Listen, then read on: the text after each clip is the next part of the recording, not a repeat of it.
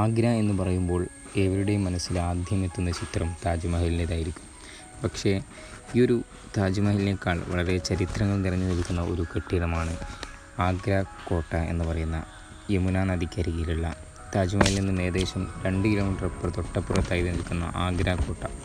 ഈ ആഗ്ര കോട്ട എന്ന് പറയുമ്പോൾ വളരെ മുഗൾ ചക്രവർത്തിമാരുടെ ഭരണകാലവുമായി ബന്ധപ്പെട്ടുകൊണ്ട് വളരെ ചരിത്രപ്രസിദ്ധമായ ഒരു സ്ഥലമാണ് ഒരു ആഗ്ര കോട്ട എന്നുള്ളത്. മുഗൾ ഭരണകാലത്തെ രാജകീയ വസതിയും സൈനിക സ്ഥാനവും ഈ യമുന നദിക്കരിയിലുള്ള ആഗ്ര കോട്ടയായിരുന്നു. മുഗൾ സാമ്രാജ്യത്തിൻ്റെ ആസ്ഥാനം 1638 ആഗ്രയിൽ നിന്നും ഡൽഹിയിലേക്ക് മാറ്റുന്നത് വരെ ആഗ്ര കോട്ട തന്നെയായിരുന്നു മുഗൾ ചക്രവർത്തിമാരുടെ ഏറ്റവും വലിയ ആസ്ഥാനം.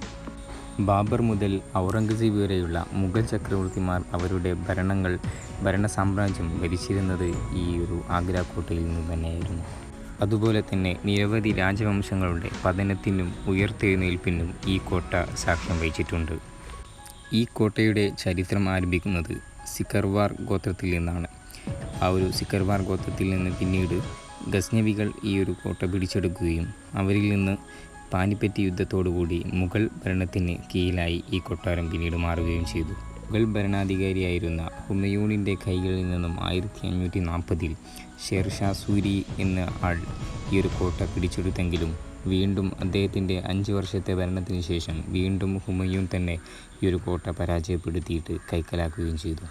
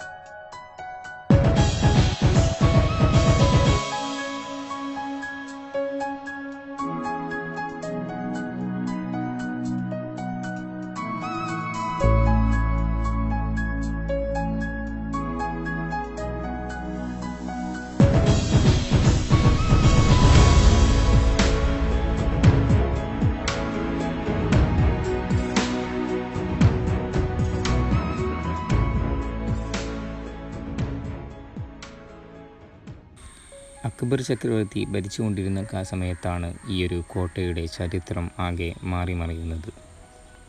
1558 അക്ബർ ആഗ്രയെ മുഗൾ ഭരണത്തിൻ്റെ തലസ്ഥാനമാക്കി മാറ്റിയത്.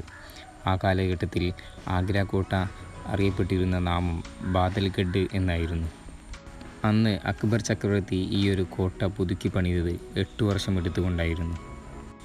പിന്നീട് അക്ബറിൻ്റെ മകൻ ഷാജഹാനാണ് ഈ ഒരു കോട്ടയെ ഇന്നത്തെ രൂപത്തിലേക്ക് ആക്കി മാറ്റിയെടുത്തത്. അങ്ങനെ ഒടുവിൽ ഔറംഗസീബിൻ്റെ മരണശേഷം മറാഠികൾ ഈ ഒരു കോട്ട പിടിച്ചടക്കുകയും ആംഗ്ലോ മറാഠി യുദ്ധത്തിൽ മറാഠികൾ പരാജയപ്പെട്ടതോടുകൂടി അവരുടെ കൈകളിൽ നിന്നും ബ്രിട്ടീഷുകാരുടെ കൈകളിലേക്ക് ഈ ഒരു കോട്ട മാറിക്കഴിഞ്ഞിരുന്നു. ബ്രിട്ടീഷുകാരുടെ കൈകളിൽ കിട്ടിയതോടെ ഈ കോട്ടയിൽ ഒരുപാട് മാറ്റങ്ങൾ വരുത്തിയിട്ട് അവരത് ഒരു സൈനിക കേന്ദ്രമാക്കി തന്നെ അത് ഉപയോഗിച്ചിരുന്നു എന്ന് പറയപ്പെടുന്നു.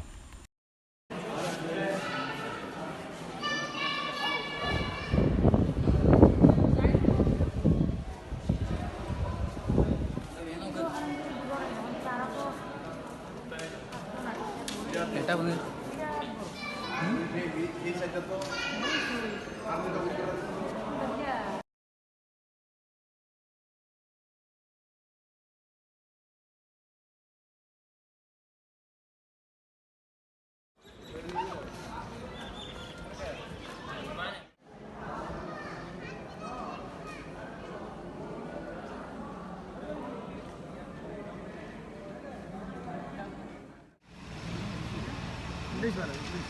English में 380 rupees. 300 हो.